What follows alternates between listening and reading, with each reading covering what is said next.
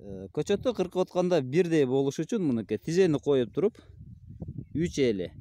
Мына ушул жерден кыркылса көчөттүн бардык уровень бийиктиги бирдей болот. Ушул жерден кыркабыз. Мынакей көчөттү кыркып салдык. Ассаламу алейкум, урматтуу Бага Өстүрүү Кыргызстан каналынын көрүүчүлөрү, кутман күнүңүздөр менен. Ош жергесиндебиз. Жапалактын үстүндөгү адырдагы бакта бак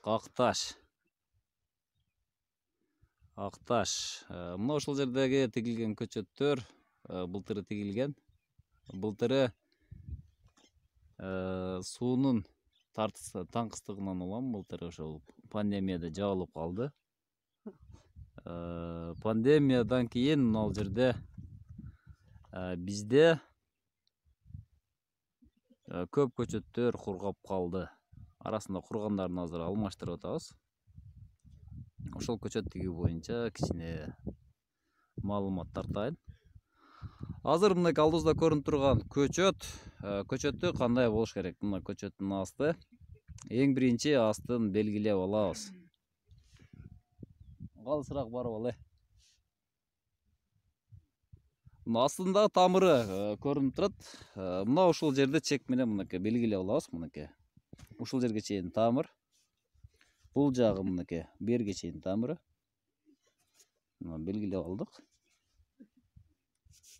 Мынакей. Ушул жерде белгилеп алдык. Азыр ушул жерди казабыз. Чуңкурду казып алдык. Чуңкурлугу 40 сантиметрге чейин каздык азыр. Андан чуңкур казса да болот. Трактор менен каздырып алса деле болот негизи. Азыр мында турган сары топурак астында чыкканы, бетиндеги кара топурак мынакей бир жагына койдук. Азыр кара топуракты астына таштап алабыз. Жаныбызда ошондой эле мынакей 10-15 килограммдай гумус бар. Ошону кара топурак менен аралаштырып ичине салабыз. Салып туруп, анан көчөттү отургузабыз. Эгер сиздерде болсо 200 грамм амофос, ошондой эле күл 1 килограмм салып аралаштырып койсо болот. Бизде азыр ал нерсе жок. Ошондуктан ушул нерсени салабыз. Мына кара топурак ташта. Бизге азыр байтик жардам берип атат. Мына гумуско салдаган аралаштыр эми.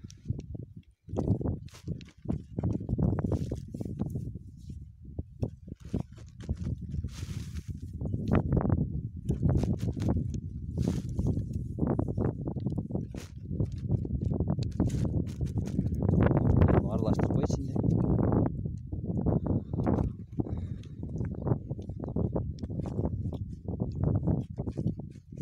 Эгер күл менен амофос болгондо, анда салып аны баарын аралаштырып коймокпуз. Аралаштырып койдук. Көчөттү салдык. Эми көчөттү тигип атканда мына көчөттүн көзчөсү уланган жери чыгыш тарапты карап тигилет. Ошондо мында бүгүлгөн жагы шамалдын багытына карама каршы болот. Ошондо бул алма шамалга ийилип кетпейт. Шамалга каршы мына домурайган жери шамал тарапты карап турушу керек. Топурактан таштайбыз эми. Мына алдындагы кара топуракты, мына ушул кара топуракты жердин үстүңкү катмары 20 см катмары бөлөк коюлат да, ал астына ташталат. Эч качан мына ушул көчөттүн көзчөсү жердин уровеньден, мына жер түшүп кетпеш керек жердин уровеньден. Көчөттү тигип атканда мынакей бул жерлерде аба калып калышы мүмкүн.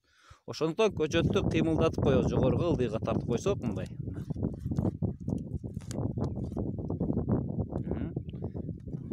Кара топурак салдык эми. Дебелеп чыгабыз эми мынакей. Аба кирип кетпеш үчүн көчөттү катуу дебелеп чыгабыз.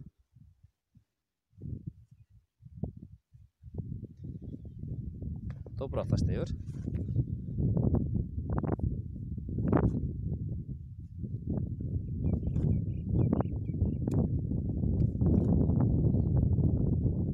Bizde бүгін Байтек жардамда. Болды. Бұл жер тамшылатып, суғару менен суғарылат. Азыр шланг мыныкы. Эки көчөттүн аралыгы бұл жерде 6-га 6 тиккенбиз, ортосуна шабдалы тиккенбиз. Азыр мына көчөттүн аралыгы 30 сантиметр алыста турат, тамчылаган жери мынакей. Мына ушул жерде тамчылагычы болот. Бул жерден буюрса суу куябыз, жакында беребиз буюрса. Эми мына тигилген көчөттүн бою 1 метрден ашык. Бул жерге азыр бул 1 метрден ашык көчөт узун штамп болуп эсептелет. Ошондуктан бул жерден биз 50-60 сантиметр коюп туруп, бул жерден буюрса кыркабыз.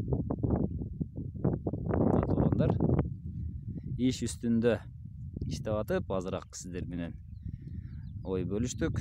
Көчөт боюнча бир аз болсо да сиздерге маалымат болду. Саламат туруңуздар. Ишиңиздерге ийгилик, бак тегиңиздер. Сиздерден бак калат. Кийинки келечек үчүн бул 10 жылдыгын ойлой турган болсок, анда бизден бак калышы керек. Жашыл бизнести бирге куралы. Бак тегиңиздер, туугандар.